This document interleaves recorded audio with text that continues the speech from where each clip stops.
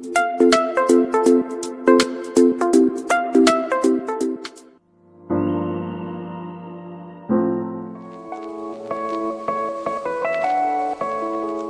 baik. Terima kasih atas kesempatan yang diberikan kepada saya untuk mempresentasikan materi tentang titrasi asidometri. Titrasi asidometri adalah pengukuran atau penentuan konsentrasi larutan asam dalam suatu campuran. Tujuannya, asidometri adalah untuk mengetahui dan mempelajari bagaimana membuat larutan standar, menstandarisasikan larutan tersebut dengan cara titrasi, serta menetapkan konsentrasi larutan standar tersebut. Larutan standar adalah larutan yang konsentrasinya sudah ditetapkan atau larutan yang standarnya sudah diketahui.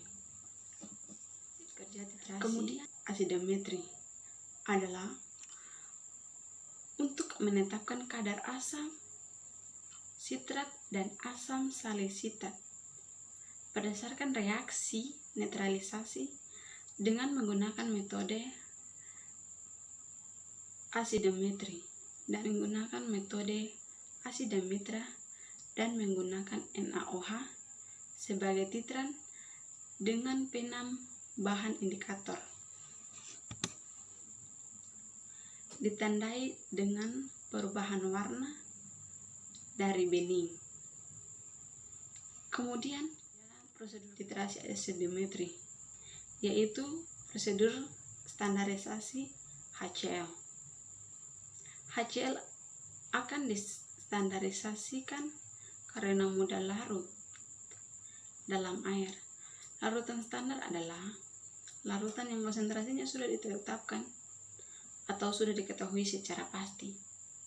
Larutan standar dibagi menjadi dua, yaitu larutan standar primer dan larutan standar sekunder. Kemudian, di sini saya akan menjelaskan salah satu penentuan kadar suatu zat menggunakan titrasi asidometri. Di sini kita harus mengetahui alat-alat yang digunakan, yaitu 1. Pipet volume. Yang kedua, corong kaca. Yang ketiga, botol semprot. Yang keempat, pipetes. Yang kelima, bulb. Setelah kita sudah mengetahui alat-alat yang digunakan, kita harus juga mengetahui bahan-bahan yang digunakan. Bahan-bahan yang digunakan yaitu larutan HCl, larutan tetrabora, dan larutan PPP. Kemudian prosedur kerja. Prosedur kerja juga atau yang disebut juga sebagai langkah-langkah. Jadi prosedur yang pertama yaitu bilas buret dengan larutan titran asam klorida. Setelah dibilas, kemudian kita lakukan sebanyak 2 kali. Setelah dibilas, dilakukan sebanyak 2 kali, kemudian buret dengan larutan sekunder asam klorida. Di saat itu juga ada gelembung. Kemudian hilangkan gelembung pada buret. Setelah itu tetapkan sampai batas magnesium.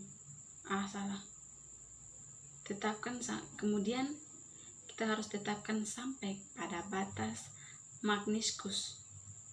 Kemudian kita gunakan pipet volume untuk memipet Kemudian kita menggunakan pipet volume untuk memipet analit natrium tetraborat. Pipet volume untuk memipet analit natrium tetraborat menggunakan pipet volume. Kemudian kita pegang ke dalam enomer. Setelah itu kita tunggu hingga 15 menit. sudah 15 menit, kita menambahkan indikator phenolphthalein.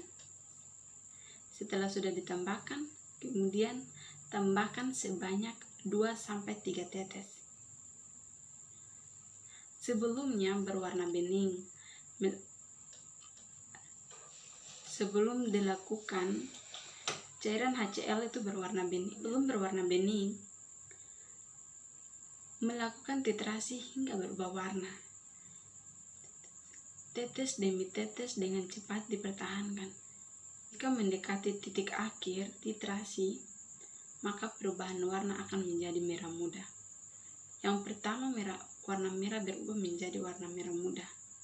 Hasilnya berwarna merah muda. Demikianlah hasil presentasi saya. Terima kasih.